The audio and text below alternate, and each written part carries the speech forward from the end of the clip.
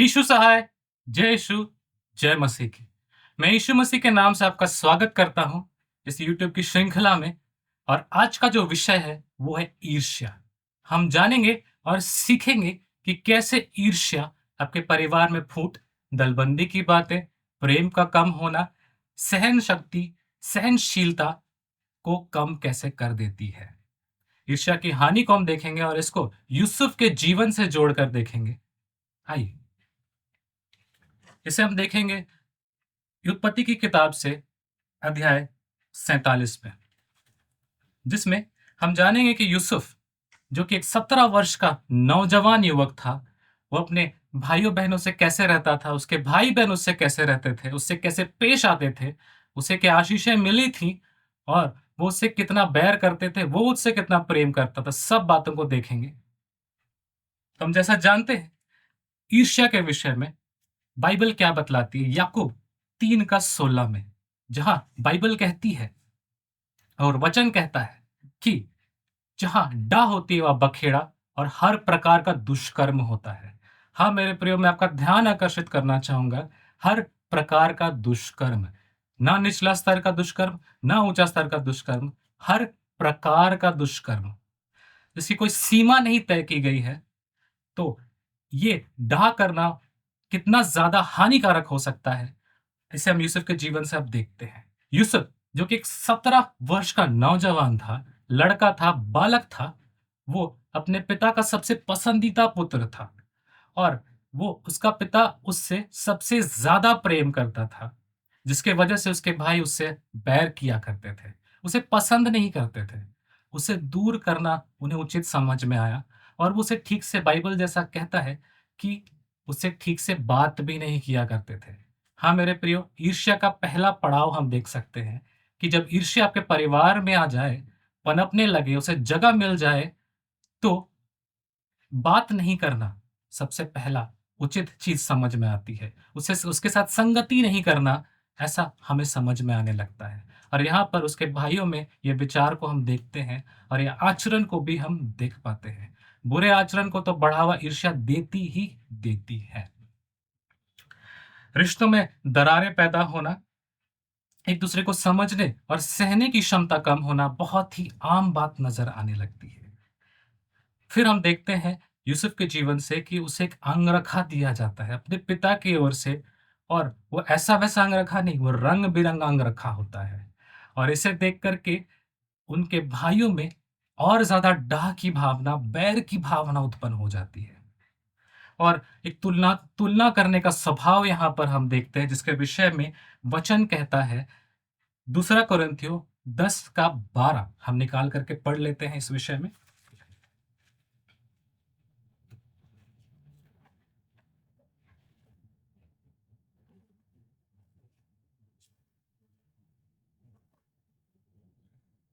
वचन कहता है, क्योंकि हमें यह साहस नहीं कि हम अपने आप को उनमें से ऐसे कुछ के साथ गिने या उनसे अपने को मिलाए जो अपनी प्रशंसा आप करते हैं और अपने आप को आपस में नाप तौल कर एक दूसरे से मिलान करके मूर्ख ठहरते हैं। ये जो आखिरी लाइन है जिसमें यहाँ लिखता है, और अपने आप को आपस में नाप तौल कर एक दूसरे से मिलान कर मूर्ख ठहरते हैं। एक दूसरे से मिलान करके, तुलना करके, बाइबल कहती है, बाइबल कहता है कि हम मूर्ख ठहरते हैं मेरे प्रियो।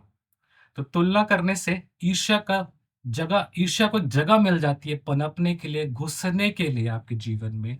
जब भी आप तुलना करते हैं अपने किसी वस्तु या वस्तु विशेष से या सामान से, आप दूसरों के जीवन को तुलना करते हैं, तो आप ईर्ष्या के घेरे में आने लगते हैं। और भजनकार कहता है कि वो साहस नहीं करना चाहता। तो मैं आपको उत्साहित करूँगा कि आप भी साहस ना करें ये तुलना करने से। जब भी तुलनात्मक स्वभाव या ये निर्बलता आप पर हावी हो बुरे तरीके से, तो आप इससे अपने आप को दूर करने के लिए पूरे जोश में लग जाएँ, पूरे ज़ोर लगा करके अपने आप को उस बातों से दूर करने की कोशिश करें। फिर हम देखते हैं कि वो स्वप्न देखता है और एक नहीं 2 स्वप्न देखता है, जिसका निष्कर्ष ये निकल कर आता है कि एक दिन ऐसा आएगा जब उसके माता-पिता और उसके सारे भाई-बहन उसे दंडवत करेंगे। और ये सुनकर उनके भाइयों में और ज़्यादा बैर उत्पन्न हो जाता है और ज़्यादा वो उसे नापसंद करने लगते हैं। हम देख पाते हैं कि ईर्ष्या का स्तर अब बढ़ता जा रहा है। ईर्ष्या धीरे-धीरे करके किस प्रकार से यूसुफ के भाइयों के जीवन में, उनके विचारों में, उनके आचरण में हावी होता जा रहा है। और आगे हम देखते हैं कि यूसुफ अपने पिता की आज्ञा मानकर अपने भाइयों को दोतान देश में खोजने के लिए निकल पड़ता है। और जब वो वहां पहुंचता है तो क्या देखता है? अपने भाइयों को देखता है, पर उसके भाई उसे देख करके दूर से आता देख उसे मारने का षड्यंत्र रचते हैं। हाँ मेरे प्रियो, षड्यंत्र, वो भी मारने का।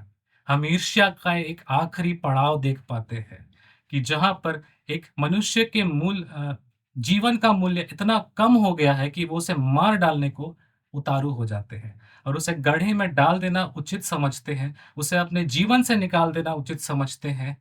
और उनकी सहनशीलता बिल्कुल खत्म हो गई, उनका प्रेम बिल्कुल खत्म सा हो गया है। ये एक विश्वासी के परिवार में जब ईर्ष्या आ जाए तो ऐसी बातें उत्पन्न हो सकती है। उसे मारते तो नहीं है, पर उसे इस्माइलियों का जो व्यापारी दल होता है उसे बेच देते हैं, वो भी महज 20 चांदी के टुकड़ों के लिए। उनका जीवन का मूल्य वो पैसों से तौल देते हैं। अपने हाड़ मांस को वो बेच देना उचित समझते हैं। ये बात हम यहाँ पर देखते हैं। और उनका दुष्कर्म यहाँ तक नहीं रुकता। वो उस अंगरखा को जो उन्होंने यूसुफ से निकाल दिया था, उसके शरीर से निकाल लिया था, उसे वो बकरे के खून से लगाकर उसे अपने पिता को दिखाते हैं और धोखे में रखते हैं और वो बोलते हैं कि कोई बनैला पशु उसे खा गया है। यहाँ पर धोखा की हम बात करते हैं और यहाँ पर भी उनका दुष्कर्म नहीं रुकता। वे उसे झूठा सांत्वना दिलासा भी देते हैं। हाँ मेरे प्रियो, धोखा और झूठा सांत्वना दिलासा, ये एक आखिरी पड़ाव है ईर्ष्या का, जिसको हम देख पाते हैं यूसुफ के जीवन से कि किस प्रकार से ईर्ष्या उनके विचारों पर हावी हुआ और किस प्रकार से वो अपने भाई को अपने जीवन से, जैसे एक विश्वासी कि परिवार में ऐसी बातें हो तो ये बातें वहां पर हम बिल्कुल स्पष्ट भी देख पाएंगे। जैसे हम वचन से अगर देखें धोखा और झूठा दिलासा के विषय में, नीति वचन 6:16 से 19 क्या कहती है? 6 वस्तुओं से यहोवा बैर रखता है, वरन 7 है जिनसे उसको घृणा है, अर्थात घमंड से चढ़ी हुई आंखें, झूठ बोलने वाली जीभ और निर्दोष का लहू बहाने वाला हाथ, अनर्थ कल्पना गढ़ने वाला मन, बुराई करने को वेग दौड़ने वाला पांव, झूठ बोलने वाला साक्षी और भाइयों के बीच में झगड़ा उत्पन्न करने वाला मनुष्य। तो आप यहाँ पे स्पष्ट देख सकते हैं कि धोखा देने वाला, झूठ बोलने वाला, झूठा दिलासा देने वालों से परमेश्वर कितना ज्यादा घृणा करता है। तो हमें इस बातों के लिए सचेत हो जाना है, जागरूक हो जाना है कि कहीं पर भी अपने परिवार में अगर हम देखें, परिवार में इसलिए भी देखना अनिवार्य है क्योंकि परिवार में निकटता सबसे ज्यादा होती है, किसी का जीवन सबसे ज्यादा खुला हुआ होता है और वहां पर ईर्ष्या को बहुत जोर से कार्य करने का मौका मिलता है अगर उसको निरीक्षण नहीं किया गया। और वचन यहाँ पर आश्वासन देती है कि इससे बचने का उपाय क्या है? जागते रहो, प्रार्थना करते रहो ताकि परीक्षा में ना पड़ो। और मैं इसे एक पेड़ के संदर्भ में देखता हूं। ईर्ष्या अगर वो पेड़ है तो उसका जड़ इतना अंदर होता है, हमें ऊपर से पता नहीं चलता। अगर हम बस पेड़ को देखें तो जड़ का पता नहीं चलेगा कि वो हमारे हृदय में, हमारे जीवन में किस प्रकार से घर कर जाए और समय पर उसे निकाला नहीं गया, उसके विषय जागरूक नहीं हुआ गया, प्रार्थना नहीं की गई, तो फिर वो इतना अंदर चली जाएगी मेरे प्रियो कि उसे निकाल फेंकना नामुमकिन नजर आएगा। लेकिन वचन हमें प्रेरित करता है कि हमें आत्मा के अनुसार चलने के लिए, ताकि हम शरीर की लालसाओं को पूरा ना करें। आप इस वचन को गलातियां 5:16 से जरूर पढ़ें और इसके विषय में जरूर प्रार्थना करें। ना तो बल से, ना शक्ति से, पर आत्मा ही के द्वारा सब कुछ मुमकिन है मेरे प्रियो। उम्मीद है आपको इस वीडियो से बहुत आशीष मिली होगी, आप ईर्ष्या के विषय में सीखे होंगे और अब इसके प्रति जागरूक भी हो गए तो जरूर अपने परिवार के लिए, अपने पड़ोसियों के लिए इस विषय में जरूर प्रार्थना करेंगे। यीशु मसीह की जय।